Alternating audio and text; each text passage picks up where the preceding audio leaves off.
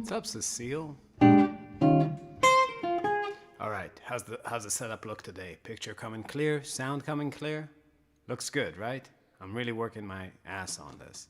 My ass off.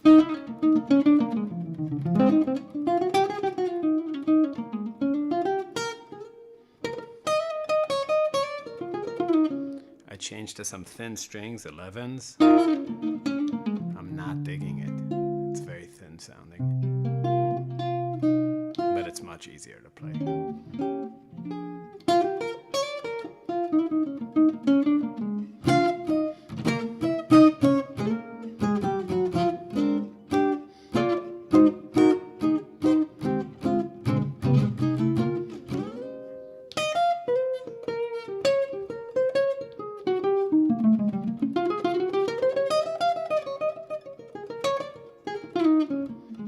Definitely changing the top too, back.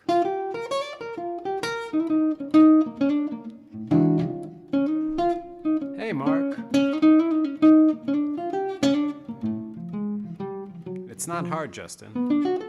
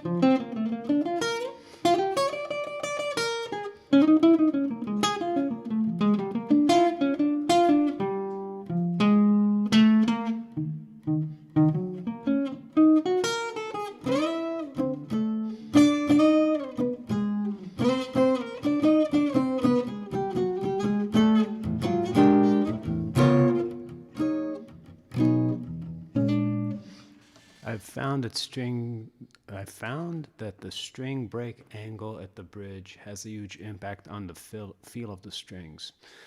Yeah, that's true. Wooden bridges too make a big difference. I'm a big fan, especially for that. That's to me the bridge is the most important component in a guitar's tone. I was thinking we'd talk about West Coast blues. I was just checking out a version of it that I didn't know with the big band. It's so cool. It goes, let me actually make sure that my Spotify's hooked up. And it isn't. Let me hook it up real quick. Spotify. There we go. Check this out. This Wes Montgomery version of this song.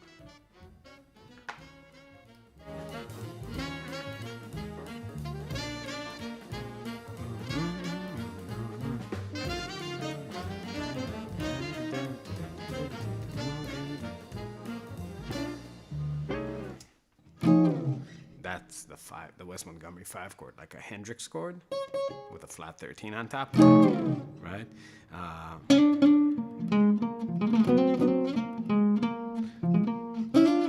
He does that.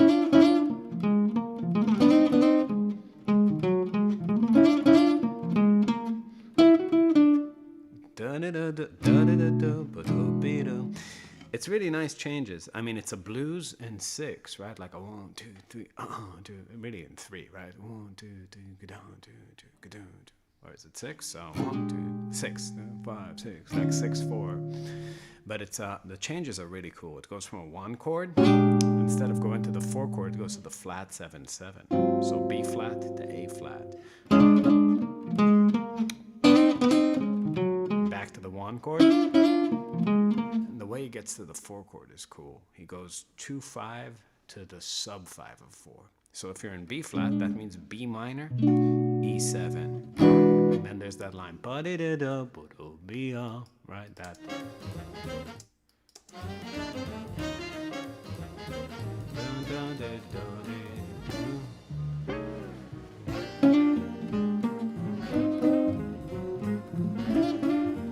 Here.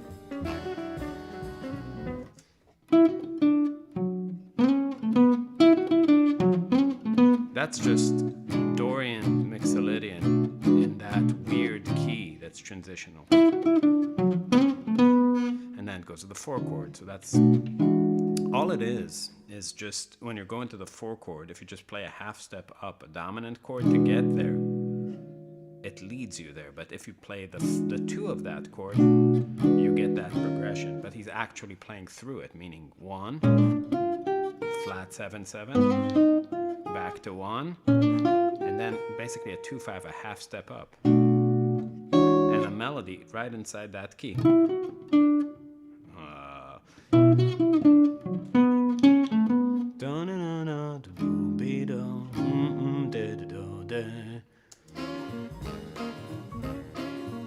So here it's like 4 to 4 minor.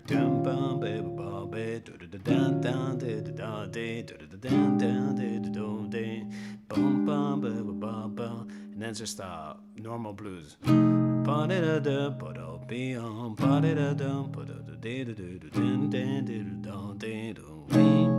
Now the cool thing in the original version is that there's a little chain of 2 5s and then an alternative ending, and they don't play it in this big band version of this song. This is West Coast Blues, but they do play it in kind of like the last chorus where he's improvising before the big band comes in with the arrangement. So I'll show you that part.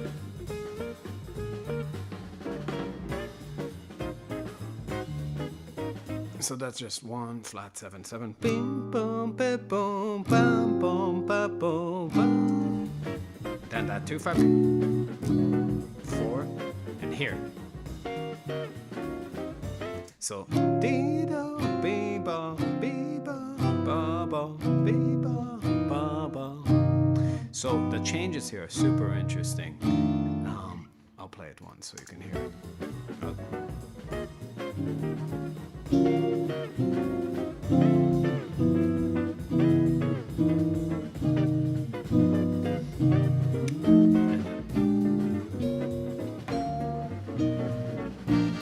So that thing, that's cool as fuck. So let's see. Do you follow Marvin? Play many? Hey guys. So hey Ted, hey Larry, hey Lucia. So the changes there, it's just a chain of chromatic 2 5s. When you get to the 4 chord, like you normally do on a blues, right? 1, flat 7, back to 1, then that 2 5 to 4, sub 2 5, right? E flat, and from here on, it becomes an E flat minor, but it's a chain of 2 5s. It just goes E flat minor, A flat, 1 2 3 4 5 6, D minor, G7, D flat minor, G flat 7. Then it goes to C minor, G7, C minor, F7, and the turnaround is really cool. That's the most West thing to do. It's kind of like giant steps E, but pretty. So it goes like B flat, the 1 chord. Then it goes a flatted third up to a dominant chord, D flat 7, to a G flat major 7, to a B flat, to a B major 7. So those changes.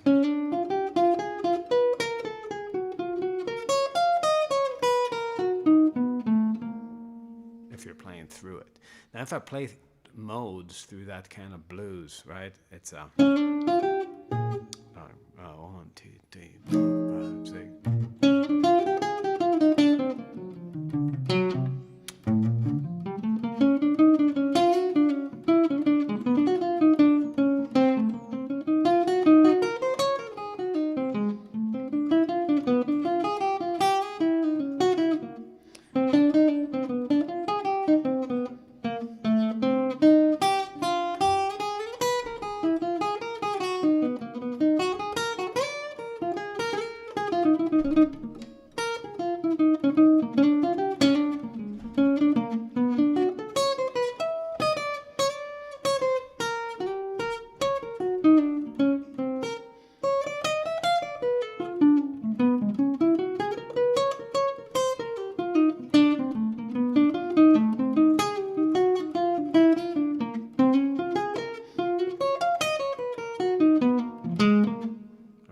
It's just playing in the changes, but to really understand that Wes Montgomery sound, you gotta know the chords they're playing on. It doesn't really exist outside of the framework of the harmony. What these people are really excellent at is coming up with alternative versions of the harmony and throwing lines through them. But if you don't have like that invisible structure in your mind, you're not gonna get it. Let's see, Danny. I joined a cover band, but the singer-guitarist seems to want to do most of the guitar parts, so I'm unhappy. What should I do? I don't know, man. I mean, you could always like not play in that band. That seems like a pretty good solution if you're unhappy, you know. Or you can suck it up if it's worth it for you. You know, I don't. What is he expecting you to just stand in the corner? Like, what? Do you have no guitar parts, or you're just standing there with a guitar, or what? Yeah.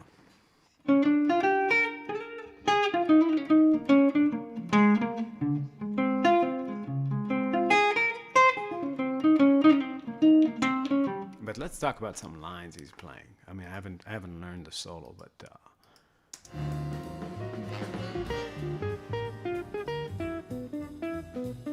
that's the 4 chord. That's a cool line. It's on the 4 chord. Ding, do, do, dee, do, do, ding. Just pentatonic.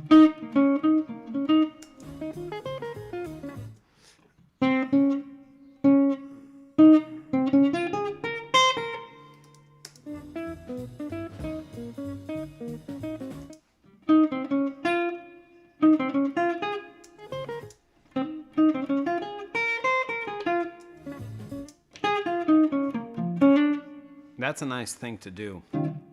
He's playing on the 4 chord, and something that's very cool that happens when you're playing a blues. Like, let's say you're playing on a 4 chord, any kind of blues. The instinct is to really play the 3 of that 4 chord, because that's the thing that changes, right? But a lot of time that's the most obvious sound. So if I'm going from the 1 chord, it's very like changey, right? It sounds like you're playing the changes, which is a lot of time positive, but a lot of time not the most negative. So what he's doing is he's really thinking about that 1 chord, and he's not thinking about the changes going to the 4 chord. He's thinking about the 1 minor 9, which is the relative 2 chord of that 4 chord. So B flat 7, and then just B flat minor 9. On that E, it gives you this kind of sussy sound, right?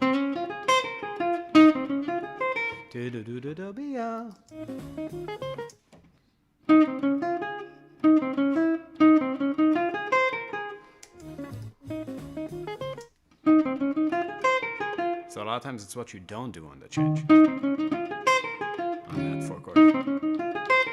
It sounds like more than it is. It's just really E flat mixolydian, but you're avoiding the note that makes it itself.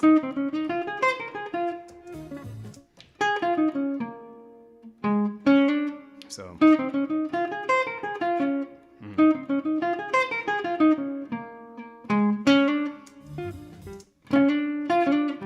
and the way it gets back to that B flat major is really cool, resolving to the 6th.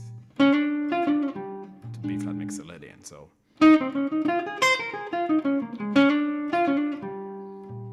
right.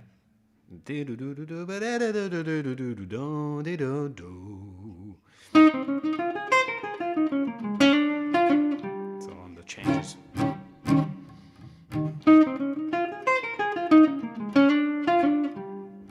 That's cool.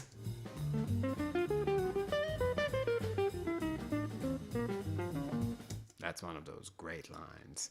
So that's really moving towards the 5 chord. Now, the band's just playing 1, going to the 5 chord like normal blues, but he's playing that sophisticated color on it that really gives you the sound of the jazz blues superimposed on the blues, right? This is something like it's a BB King style change going from 1 to the 5 chord.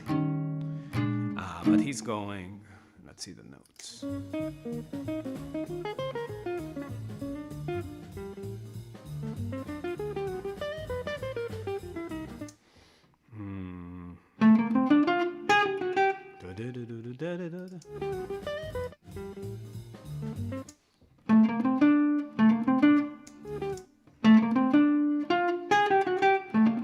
That's just B flat major scale, starting from the 7.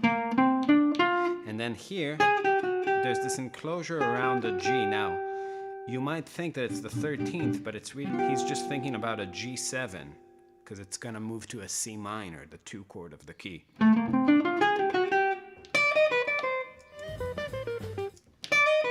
So he's going.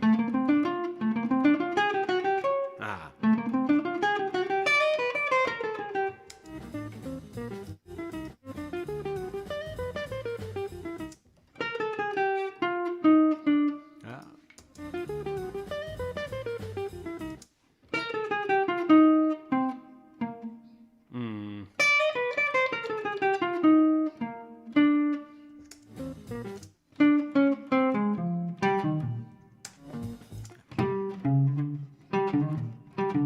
Okay, so he's going,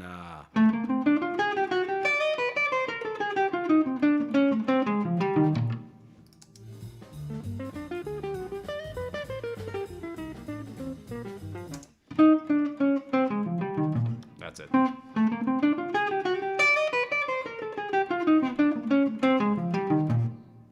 Cool ass line, right? So that's just, if you're thinking about C minor, it's just a slide to the flat 3, enclosure around the 1. And then just chromatic from the flat 7 to the 5th. That's just descending chromatic thirds. And it ends with an F minor arpeggio to like that E flat arpeggio to B.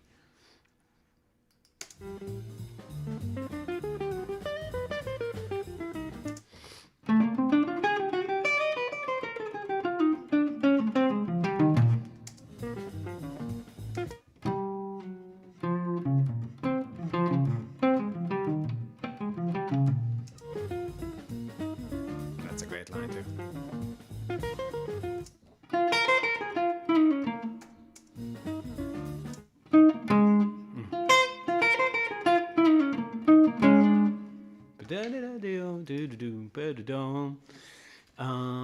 Is Wes, in terms of technique and music is played, is Wes great in terms of technique and the music he played, or more so the music? I'm asking because a lot of my favorite players, I think of musicians, not technicians. Wes has the craziest chops of anybody. I can't think of another person. Because a lot of people are like, he played with his thumb. The thumb is the secret to his sound. It's like, well, a lot of people have thumbs, but not a lot of people sound like him. So it's clearly a sound he had in his mind, and that's the more mysterious bit. I mean, if you really listen to Wes, notes on guitar have two places, like, two areas you can manipulate them, right? You can manipulate the attack, and you can manipulate the sustain, what happens at the beginning or kind of like the middle / end of the sound. And when you're looking at a player like Malmsteen or even Derek Trucks, there's more information. Hey, Andres, there's more information happening later on in the sound, not in the attack. But in West, there's barely any vibrato, and there's not a lot of things happening, to the envelope of the sound later on. Everything is in the attack, meaning it's kind of a pianistic approach, right? A piano, you can't do anything to the sound after you strike the key. But the one thing about Wes's playing is that the tone he's getting in the attacks, and also the way he's leaning into notes, is really where all of the attention is. So when a piano player does the same thing, you know, when he's kind of playing blues, and it's like you go from like a note that's a prow, prow, prow, prow, da da da, all these kind of right.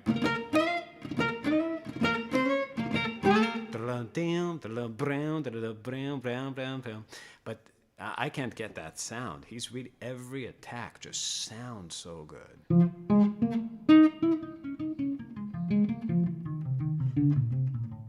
So I mean, to have that kind of concept, you know, because a pick can sound really pinny.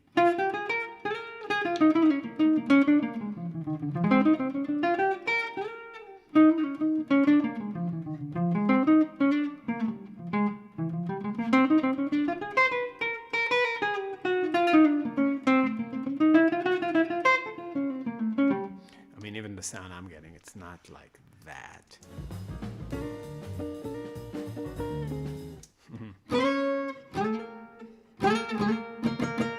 It's like a brush.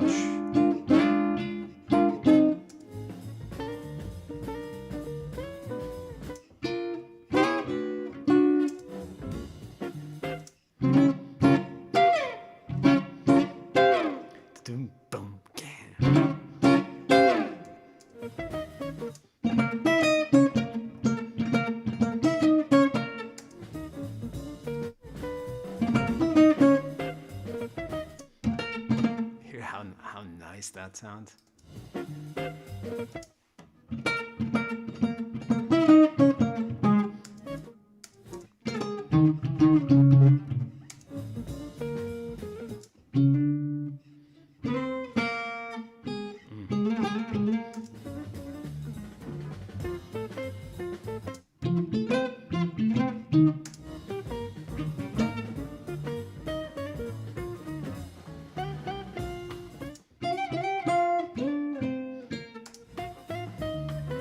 It's just, yeah, I don't know, it blows my mind. Totally blows my mind, his playing. All right.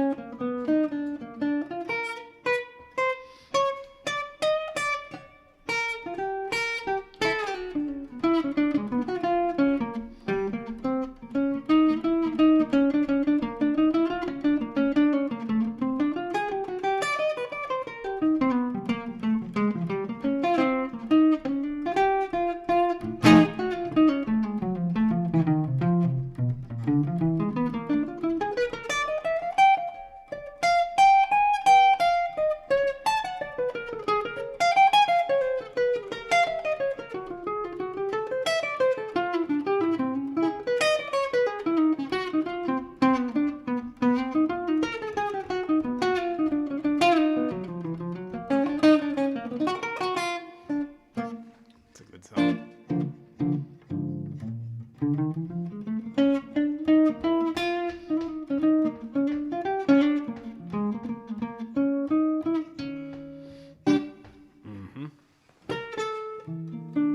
Anyway, anybody have any questions about anything?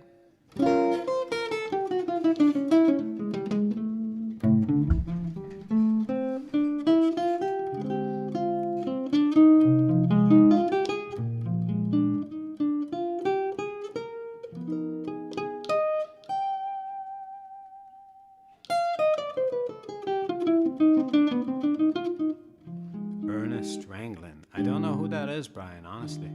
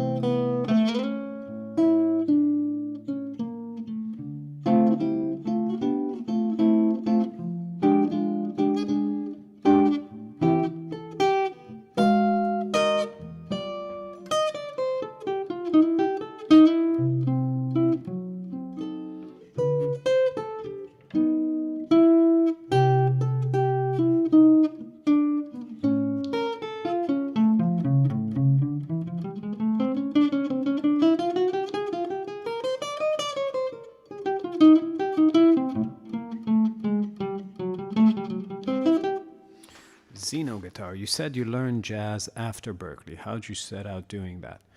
Well, I guess that's not totally fair to say. I was playing fusion professionally, but I knew like two standards and I played them pretty poorly. When I left Berkeley, I think I knew Autumn Leaves and All the Things You Are, Blue Bossa, Cantaloupe Island. That's about what I had memorized. And I just wasn't interested. I never really went through any periods where I was listening to any, even Django. I didn't really listen to that stuff. I listened to Scott Henderson, to Alan Holdsworth. When I was in high school, I listened to all the Shrapnel guys. Now, I've heard a lot of these albums, but I didn't really dig in. I think first and foremost, I got totally interested in it. I'm reading a book and they're saying something. They said something in the book that I really liked, which was that like things that you find boring always maintain their relevance through the generations, but the things you find exciting, you get sick of. So that's how I felt about a lot of shred and metal and rock guitar. I was really excited about it for a time, but then it just got old and obvious, and it's just like, ooh, Richie Kotzen has another album out. Greg Howe has another album out. It's like I stopped caring. It was just the same shit. And the stuff that kind of was always there winking at me, but I found kind of boring, made me sleepy, like Wes Montgomery, like Django, all of a sudden started opening up to me. So I would say that that's the main thing, just starting to really immerse yourself in the kind of playing you want to be doing. Give some examples on how you would place whole tone in soloing. Sure. So, okay, the first thing to understand is that what a lot of people call augmented chords are not really augmented tonalities. Meaning, if the fifth exists, then that sharp 5 is a flat 6, right? So a Beatles kind of 5 chord, let's say I'm playing a G7, that's supposed to go to a C. So this kind of like, that, again, it's an augmented chord, sure, but does the fifth sound good too? It does. If the fifth is there, then it's really a dominant chord with a flat 6. You just happen to not be playing the 5. So I wouldn't really think about that in the same way that I would think about a whole tone thing, where it's just a sharp 5. The best thing you can do is practice them in a context where you would use them in moving harmony, right? So a 2-5-1 is a great thing because you're practicing not only the chord itself, but you're also practicing its function. You want to start practicing things in a way that you're, I always say it like this. This is a phone, right? It's an iPhone. That's one name for it. But that depends on the function.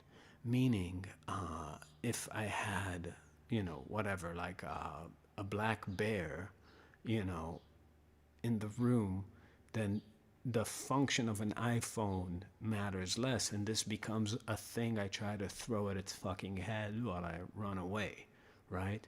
So just like that, tools can have many applications and many names.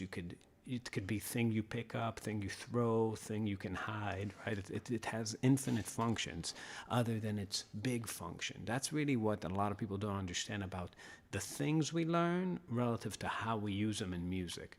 Every way you use it in music is very specific. So you want to get into situations where you're seeing not only what the chords are, but where they're going. That's why it's good to practice harmony. Don't provoke bears. All right. I'm not gonna provoke bears, but I'm saying if it's charging me, right? That I might have been stepping a little bit out of my lane. I don't know what to do with bears. Anyways, but in my example, I was just eaten by a bear. Remember me. So back to whole tone. So let's say I have a G7 chord, and it's leading me to a C. A good thing to do is to find the whole tone that corresponds with that G7, which is G whole tone. Right? And so you can play it up and down, whatever. But a good thing to do is to find a voicing that really works, right? Here's a voicing that works out of whole tone. G. So I'm playing the flatted 7th, the 3rd, the sharp 5, and the 2, right? That's cool. Now, in whole tone, all the shapes are symmetric. So it means if I have this shape, I can move it in whole steps.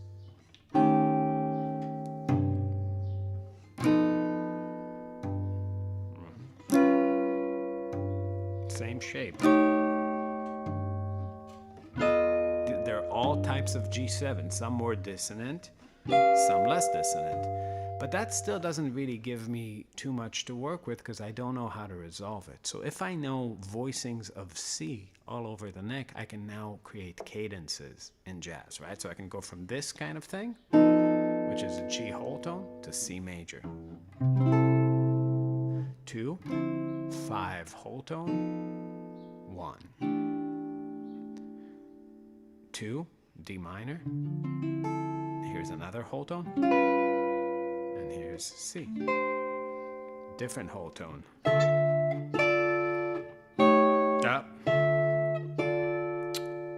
This guy. This is probably the most dissonant one. 5. Here's another whole tone. 2. Here's the Django one.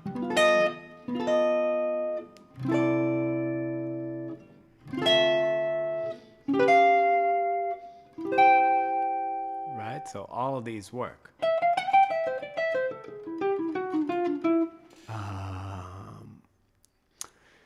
I'm learning that one thing that is hard to get down is Django's melodic playing. He can shred, but he can always hum. You can always hum his solo after listening.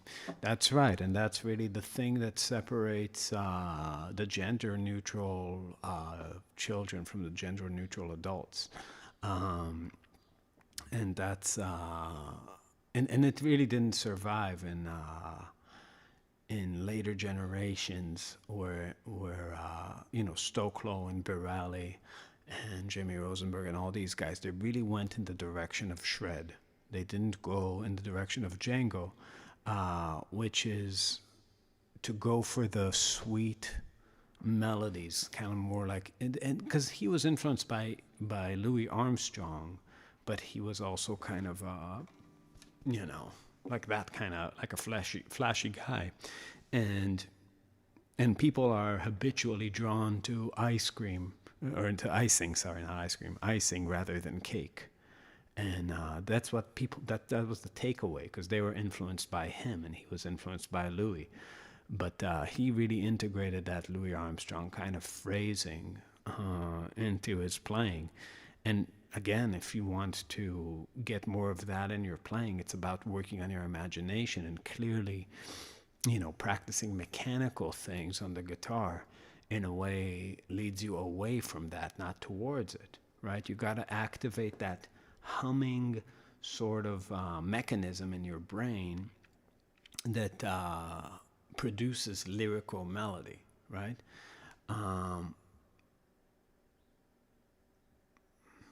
Let's see. Thanks, Keith.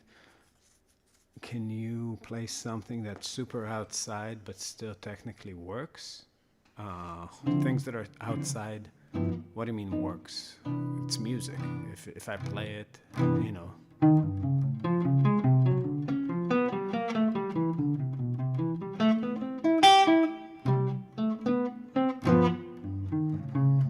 don't know. I don't really play out.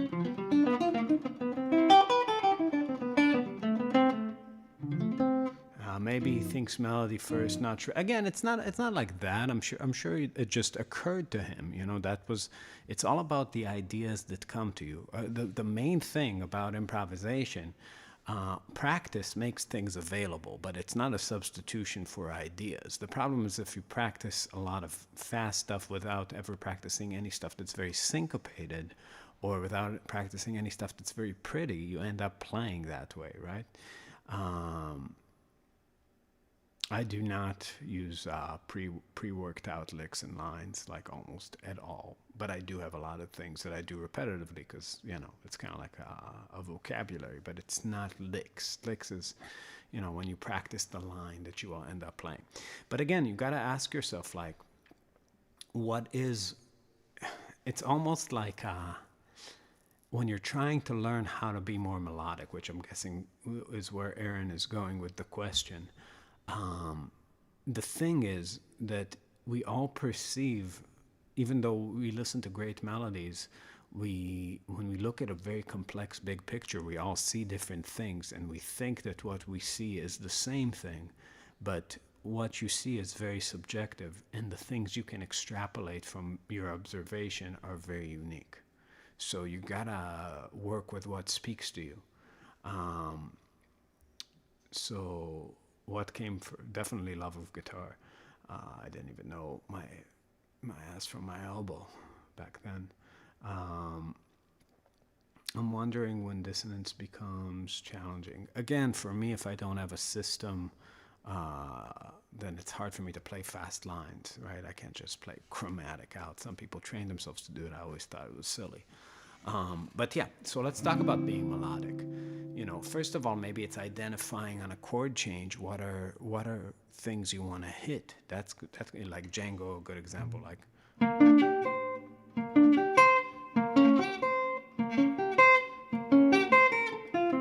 right, do do do do, poo do do do, that kind of do do do do. Right.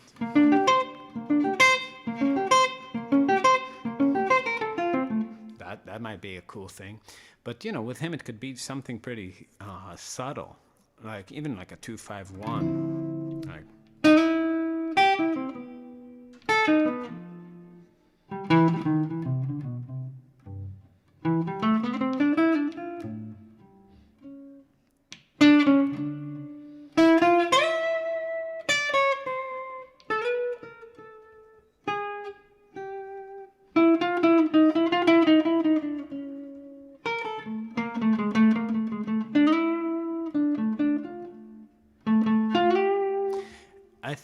I guess to me, the thing I'm always trying to do is find something that that the next step becomes obvious to me in the moment, and that's kind of like the thing where you're really pulling the melody out, and then all of a sudden people can almost imagine what you're imagining. That creates a lot of that drama of phrasing, right? You put something forward, like let's say I'm just playing in a simple context, like 2, 5, 1, 6.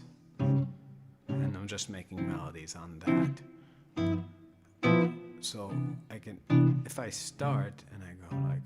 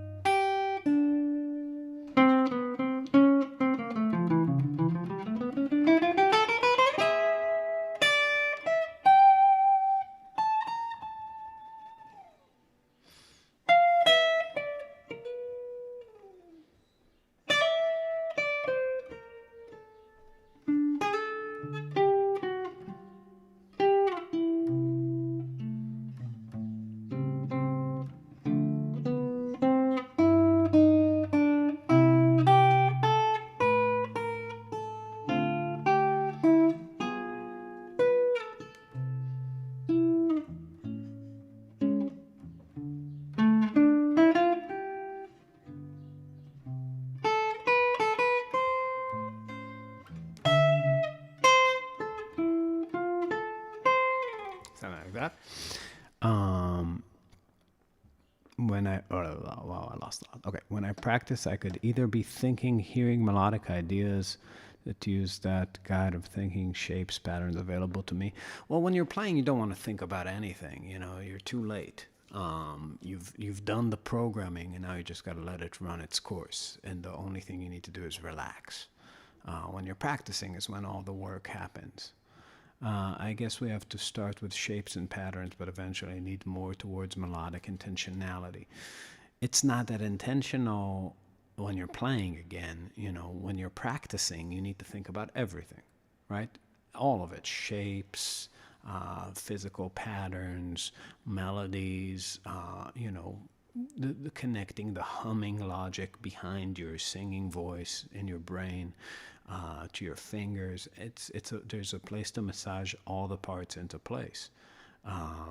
But when you're playing, you want to forget about that and just play, right? It's too late. Just embrace that whatever will come out is what will come out. You're not going to get any better by stressing out about it. I like to hear the melody ahead of time before I play instead of seeing. Yeah, you don't want to do that either. Like this whole thing of hearing ahead, that's not the point of jazz. Jazz is kind of, you play what occurs to you in the moment. If you are hearing ahead of time, you're basically making a plan to play a lick. That's really what you're doing. You're going, I'm gonna go pidda-doo-doo-doo-doo-doo. And that kind of, again, it breaks the continuum of what you're doing. How you doing? Any tips on improving tonal memory? I know ear training is a huge part of having, well, yeah, I don't think, I don't have perfect pitch, and I never really work on ear training. You should be able to pick up music from records, like if you hear a solo. But it's really integrating theoretical knowledge with just, hearing the notes. So if you hear a minor chord and you also know what is in the progression, you're kind of looking at an already kind of reduced set of options inside of a bank. So this academic kind of thing that they teach at Berkeley is really a scheme to, solfege and stuff, to spread a very simple idea over 4 years and grade you to where you can pretend you're getting an education like you would in, a scientific school, or when you're learning economics, or law or something. It's just finding a way to academize this thing. But the tools they give you are not that useful. You want, if you're hearing a chord, you want to be able to hum the root, right? You want to be able to maybe from there find the mode, right? If I'm hearing like,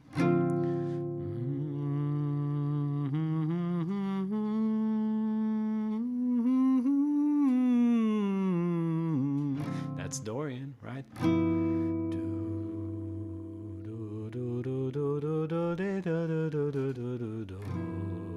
That's Mixolydian. Maybe if you wanna like hear an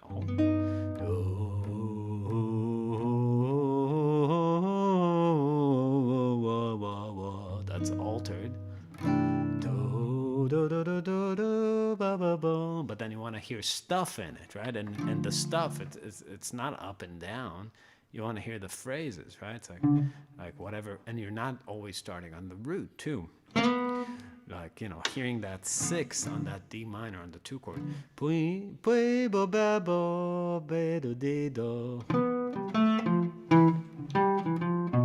Singing along with what you're playing is a mysterious. Again, the problem with practicing it is that you see guitar players going out to the gig and they're not singers and they're trying to do the Benson thing, forgetting that Benson is an actual great singer, and they're just like over their thing as if people can't hear it, in a cafe. And everybody's like, what the fuck is this guy having a seizure, and he basically is having a musical seizure of low awareness. So don't do it unless you can dial it off, but it is good. Something is happening when you're doing that. It's not exactly that you're a master of ear training, because sometimes the ear follows the finger and sometimes the finger follows the ear, but that ear also, it's not like your inner singer. The urge to sing melodies is not, you're not a singer. Singers too have this place kind of above the mouth, the brain, where the melodies come from. It's just kind of a desperate attempt to connect here to there. But there doesn't always know the sound. If you haven't practiced altered, you're not just going to come up with it. You have to teach yourself how to hear it. And teaching yourself a lot of times is teaching yourself on that sound to go do do do do do do do, and some option da da da bo be bo be bo da dee da do dee do dee do. Right, and then in context, do da da da da de do da de do de do do de do da da de da da da da do do de da de de do de do do da da da da da do do de do do de do do da da da da da do do. Right, so you can work on making connections like that. Do you practice progression loops or just internalize a virtual progression? So you want to, as quickly as you can, get away from vamps and enter songs. You want to play songs and you want to work your shit out through songs, and that's really the key. Because let's see, because when you're playing songs, I mean, in jazz a lot of people play 2-5-1s, which make up a lot of parts of songs, but it's not the songs themselves. So that's something you really want to just find the songs you like and learn how to play them and learn how to sing through them, right? I mean, like if you're doing this kind of like, even if you're just humming, even if it's just the rhythm, just to connect, that might not be a bad thing to do. Like if I do All of Me, right? And just kind of like do a solo. Also, it will really make you aware of register, because here, even though, the instinct might be to sing it like this, it's really that note, right? It's very high for a man's voice. This is the note I sang in the beginning. So it's kind of, you get your range bearings. and you realize that a tenor, like, or like, a baritone like me, sings really in the bottom of the instrument, which is not where you typically solo. So also you get to check out things like that. But yeah, like just moving melodies in a tune.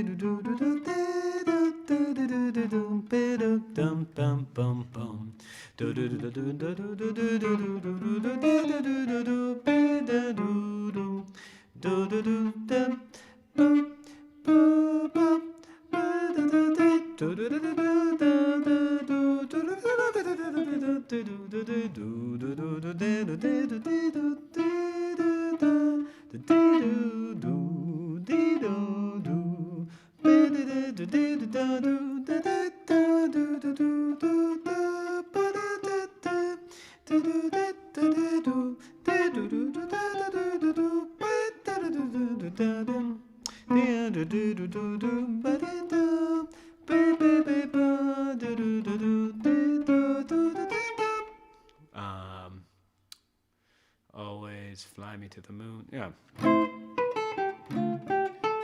All those things. It's same, right?